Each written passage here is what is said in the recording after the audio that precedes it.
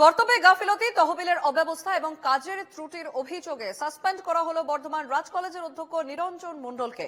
শুক্রবার কলেজের পরিচালন সমিতির বৈঠকে এই সিদ্ধান্ত নেওয়া হয়। উল্লেখ্য, গত বছরের সেপ্টেম্বর থেকেই রাজ কলেজের অধ্যক্ষকে নিয়ে অশান্তি চলছিল।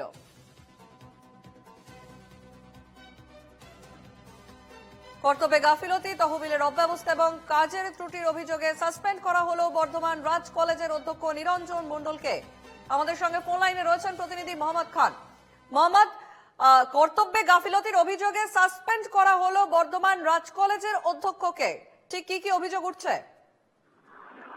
দেখো সঞ্জয়, তোমাকে প্রথমে জানিয়ে রাখি যে গত বছরের সেপ্টেম্বর মাস থেকে এই গভর্নিং বডি যে সমস্ত মেম্বার এবং কলেজের যে অধ্যক্ষ নিরঞ্জন মণ্ডল, তাদের যে একটা বাকবিতণ্ডা বিভিন্ন বিষয়ে লেগেছিল, সেটা আমরা এর আগের একাধিকবার আমরা দেখেছি এবং বিভিন্ন সময় নিরঞ্জন মণ্ডল সাংবাদিক বৈঠক ডেকেছিলেন এবং তিনি গভর্নিং বডি যে যারা রয়েছেন তাদের বিরুদ্ধে একাধিক অভিযোগ এনেছিলেন যে কলেজের উন্নয়নের জন্য তাকে যে টাকা তার যে দরকার, সেই ফান্ড তাকে অ্যালটমেন্ট করা হচ্ছিল না।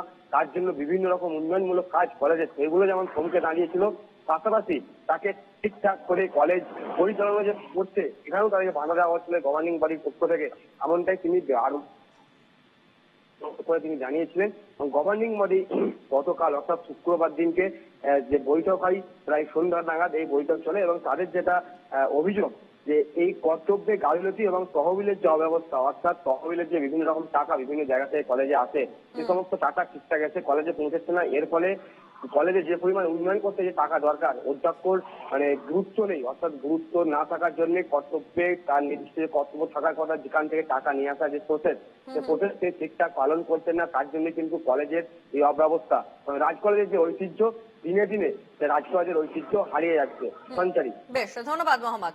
আমাদের সঙ্গে ফোন লাইনে ছিলেন প্রতিনিধি মোহাম্মদ খান।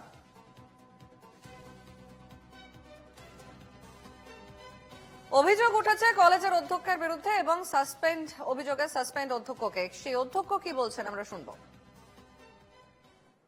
আগেও অনেকবার বলেছি, আমার কলেজে মাত্র 9 জন স্টাফ নিয়ে কাজ করতে হচ্ছে, বাকিরা কাজ করে না। যারা কন্ট্রাকচুয়াল আছে বেশিরভাগই কাজ জানেনও না, করেন না।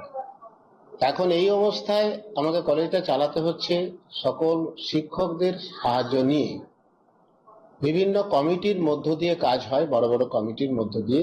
এখন কলেজে যেহেতু স্টাফের চরম সমস্যা, তাই কর্তব্য বলতে যে পরিমাণ এখন কাজ, কলেজের চাপ এত বেশি, কন্যাশ্রী থেকে শুরু করে সমস্ত ধরনের কাজ কলেজে চেপে গেছে। তো সেক্ষেত্রে কর্তব্যে গাফিলতি কি করে হলো? আমার তো সমস্ত কাজই হচ্ছে, কোনো কাজ তো পেন্ডিং নেই। মানে অধ্যক্ষ মহাশয়ের বিভিন্ন কাজ, তার ভিতরে যে ভুল ত্রুটি, গাফিলতি, দুর্বলতা বা ইনএফিসিয়েন্সি, এইসব থাকার কারণেই আমাদের শোকজ হয়েছিল।